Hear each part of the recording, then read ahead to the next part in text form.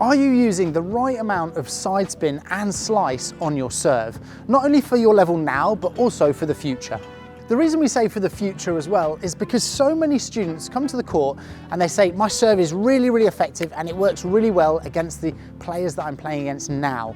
But the problem is that when you get upper level, your opponent's level also increases and they find returning those much easier. So you want to get it good from the beginning. At a beginner level, players like to use a lot of side spin on the ball because they feel like they're tricking their opponents, and their opponents are probably not very confident with that side glass. So what they often do is drop in front and come round the side of the ball and create a little bit of a tricky serve for your opponent, both on this side and on the other side. And this can be really difficult for beginner returners, but once they understand how the rebound works, you realise that actually side spin isn't lowering the shot at the other end. It is bouncing the same height, it's just moving in that horizontal plane. It's actually your slice that will keep the ball lower at the other end and therefore make it more difficult for more advanced opponents. Now let's have a little look at one of the lessons that we've recently done on side spin and slice with the serve.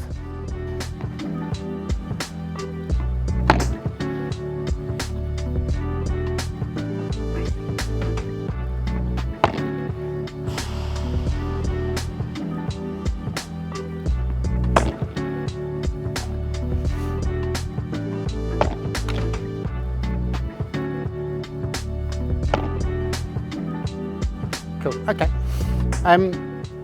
So if we're looking at the serve, we established that the serve is a combination of like slice and side spin, right? So to have a good serve, an effective serve, we want to come underneath the ball. We also want to come round a little bit because we want to get it to hug to that glass, right? If that's where we're aiming. If you think about our positioning, if you are dropping the ball so it's really far in front, it's really difficult to hit slice, because if you look at the arc of the racket will come through, and this is your prime contact for slice by the side of the body. But as you move forward, you'll notice that it's very difficult then for me to come under it. I can only go round it. So the difference is side spin, the height of the bounce will be the same, but slice, we want it to stay low. So what you're doing at the moment is dropping in front and hitting loads of side spin, but it's still staying bouncy. Whereas at the side, we want it to have a little bit of bite with the slice, and that will keep it lower at the other end. And actually, I don't think there's a lot to correct with the technique. I would just have you, instead of dropping it out in front like this, dropping it still in front, but more to the side of the body. Yeah, do you want to give that a go?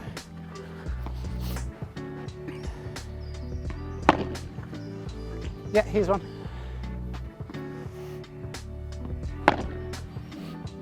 You have it, you're used to hitting with side spin. So it'll almost be, when you're coming through with this ball, instead of like brushing almost around it this way, you want to really like cut through it, a bit like your volleys. Like with your volleys, you're coming through underneath, almost something similar here.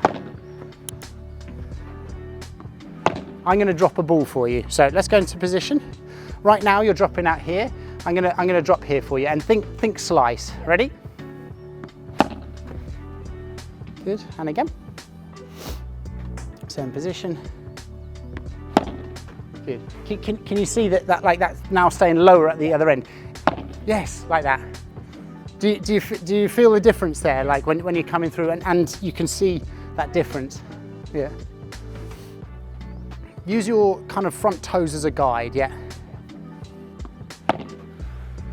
And now the difference is, if you just want to come back on this side, the difference is now you're hitting really nice slice on it, but if you notice they're going down the middle of the box, because before you're used to being your contact point here and going through towards the glass. Now the contact is here, you actually just need to move the hand round slightly to get that angle.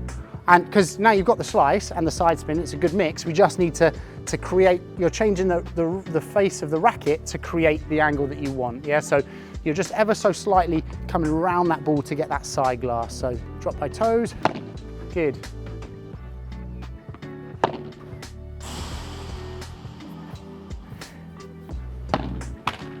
And really go through, really through that shot. Yes, that's the one. That extra, like if you've got a ball contact, like if you're contacting the ball here, imagine that there's a second ball here that you're then going and contacting through that as well, yeah? Yeah. Actually, when the one time I played hockey, like when I was younger, someone said that to me for the hockey as well, that you're imagining that your contact is actually through that second ball in front. Didn't make me a better hockey player though, so. Yes, like that, exactly. Good, nice. When you practice your serve, like take your time as well, because it's very easy to grab a basket and just like to rifle through the balls, and then you're not kind of working on it, and then you come to a match and you've got your serve and you take all the time in the world, and it's very different. So even when you're practicing with the basket, just take your time, like visualize where you want to serve, and yeah, take a breath. Nice. Good, lovely. We're going to be taking more clips from our lessons, so subscribe if you like this content and let us know in the comments which shots you would like to see. You can see there, we're not trying to eliminate the side spin, but to combine it with the slice so that you get the reaction with the glass, but you're also keeping it low at the other end. And it's important to know that good returners will find it easy. If you play against me and you're hitting only side spin, I will very much enjoy your serve. If you want help with your serve technique, that's exactly what we do with our shot fixers on our platform.